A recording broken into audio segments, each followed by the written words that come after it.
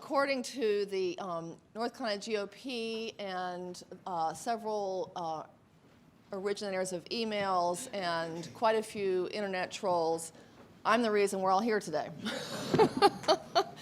According to all of them, I started all this, and so I humbly come before you as someone who lives in a community that wants to do the right thing and wants to be inclusive and accepting, and never figured that it would be the middle of the storm that we are in the middle of. But I come to you humbly to say I appreciate all the support that I have gotten, in spite of all the other nasty emails as well. The support has been tremendous and has been overwhelming, has been national and international. And there are people who recognize that Charlotte did the right thing, and that discrimination is not right, and that we should treat everyone with dignity and respect. And we hope,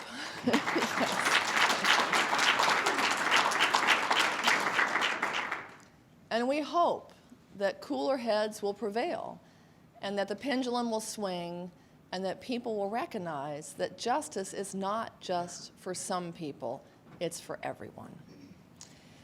This ordinance and the reaction, all this, has a great bit of history in Charlotte, and it's so interesting to us to see the extent of the reaction in terms of sweeping away all that had gone before in any city in North Carolina, in any community, because we had this ordinance on our books since 1968. We had this same ordinance with the same wording, missing about 8 words, but protecting people against discrimination based on race, religion, national origin, color, and sex, and one more thing. The normal group of things that back in the 60s people understood were important to make sure that people were not discriminating, that everyone deserved access. So our local government clearly for decades has had that opportunity, has had that ability for people to bring suit, to bring their grievance at a local level against discrimination based on race, religion, national origin, and those accepted, the ones that are now in HB2. They've been there in Charlotte at a local level.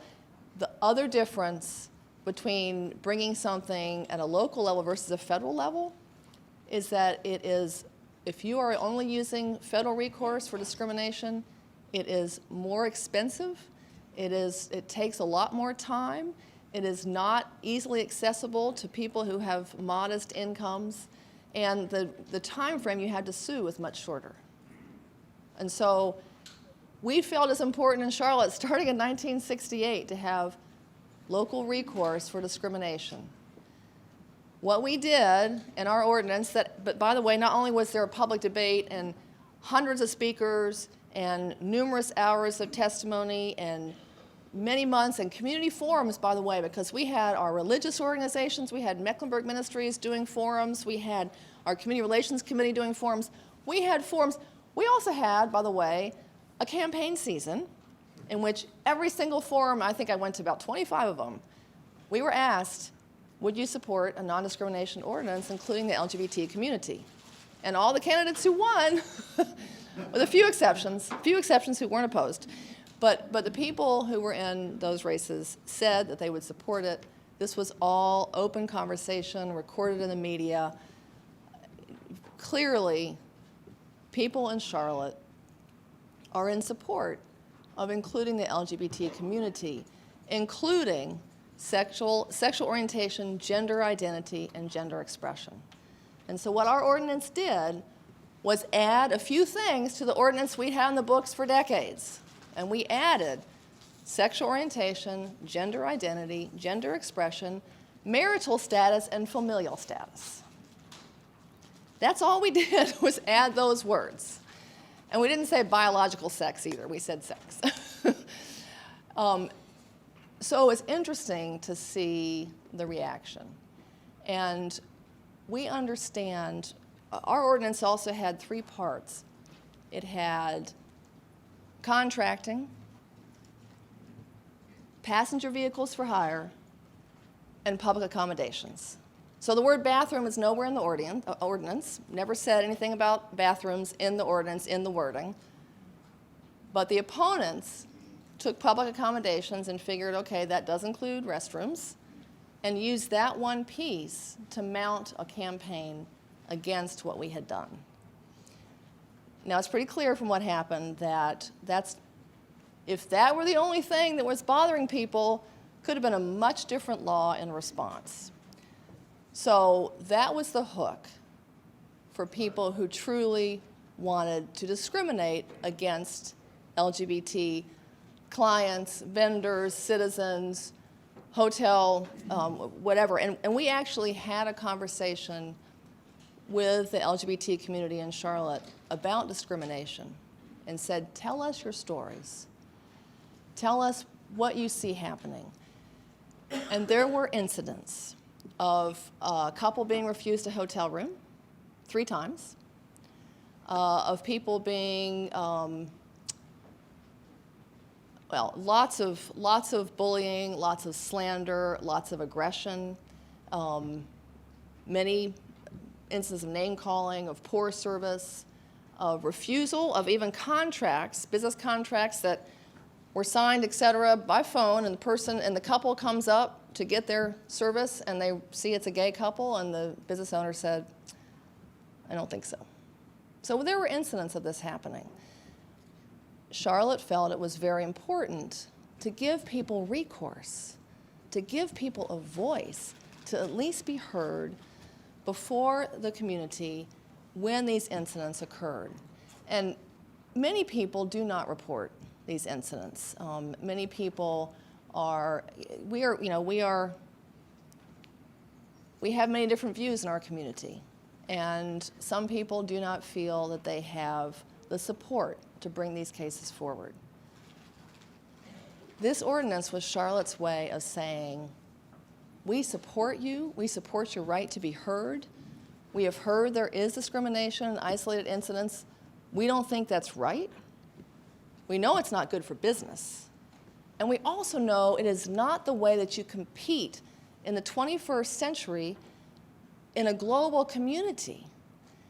And when you look at the top 20 cities in America, there are only 3 of these cities who don't, there were only 2, now there are 3 again, because we dropped out. There are only 3 who don't have these protections.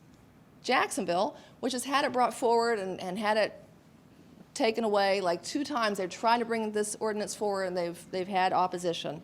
They're trying. Houston, which had the ordinance, and then the state government came in and said you got to have a referendum, and that was overturned. And Charlotte. We are the only 3 cities in the top 20 cities in America who don't believe our LGBT community has a right to not be discriminated against and a right to bring that recourse at the local level. And if you heard the other cities, even some smaller cities that are in very red states who have had these protections in place, over 200 in our country. Charlotte is a growing city. Charlotte is a progressive city. Charlotte wants to be among those cities that compete on a global basis and that recognize that talent and innovation is something we want to attract, and that comes in all shapes and forms. And we want that diversity. We are trying to attract that diversity. We are trying to be a great place to live and work and to be treated equally. And that was what this ordinance was all about. That it was not about bathrooms. It was nothing to do. I mean, but the other side did a great job of messaging around that one thing.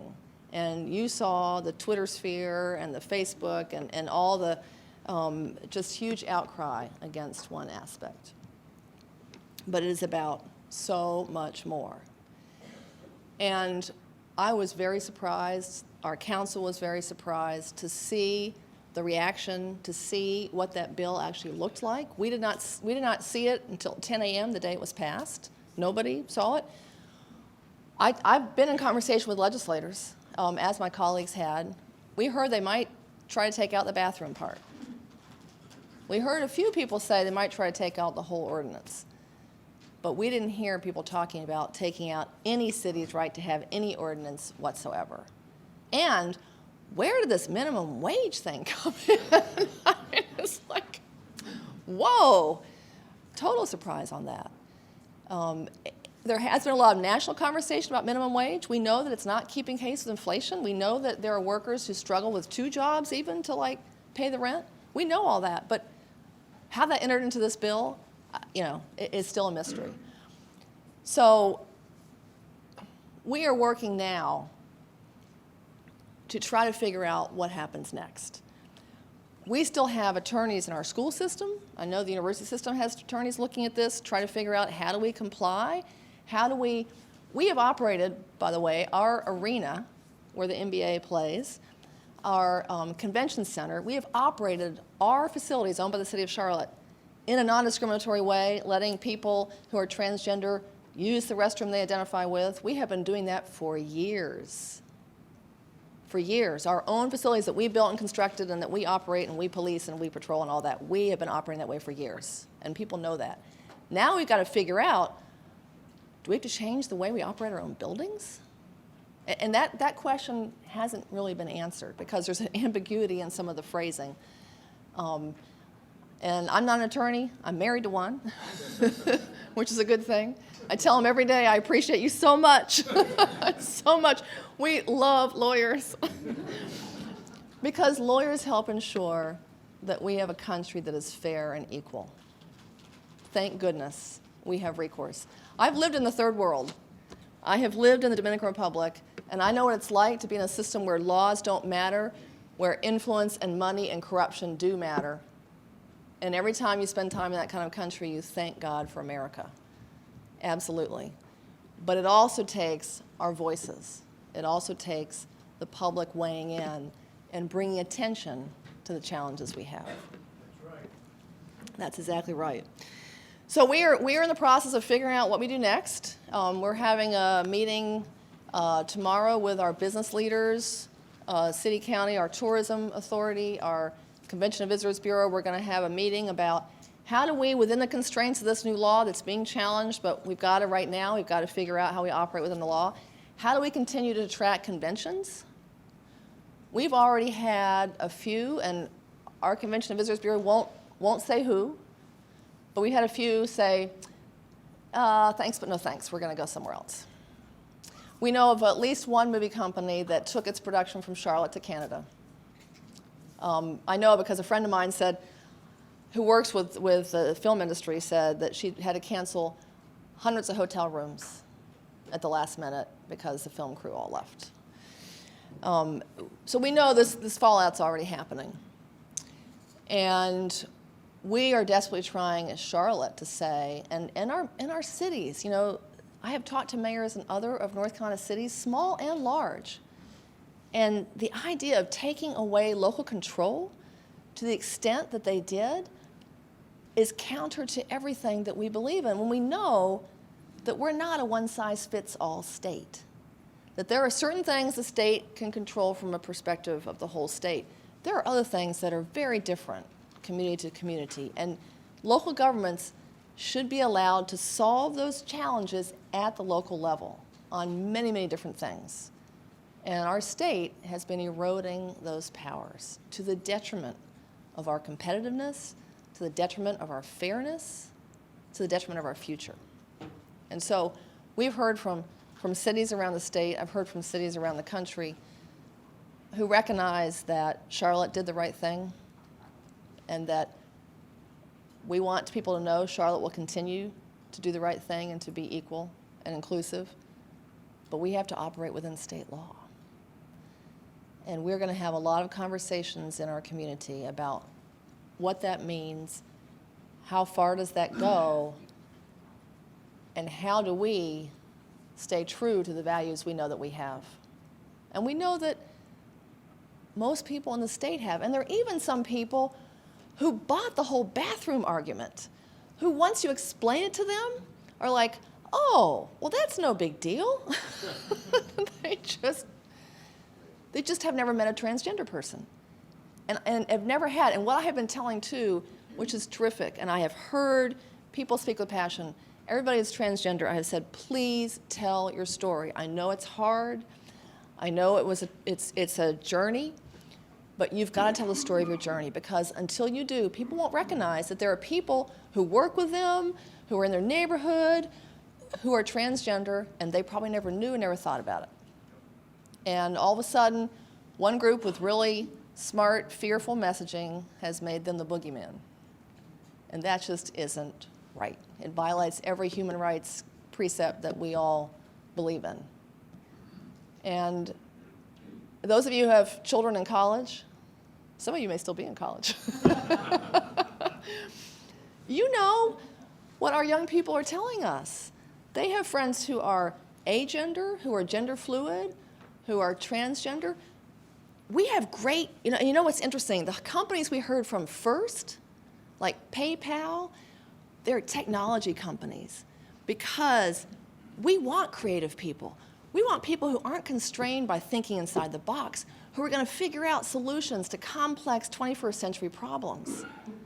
So why would we tamp down that creativity by telling people they have to fit in a certain gender box?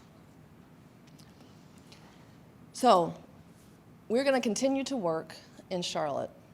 We look forward to partnering with whoever who wants to help us educate the community, who wants to help us talk about these challenging issues, and who wants to help support the vision of a future North Carolina that is welcoming, that is inclusive, that brings talent here from all over the world and accepts people as people, and people who are willing to be part of our community and to contribute to our future. And I look forward to working with all of you to do that as we go ahead. And I want to thank the folks from Charlotte who came here too. Yay. Thank you so much. Thank you. North Carolina Channel is made possible by the financial contributions of viewers like you who support the UNC TV network.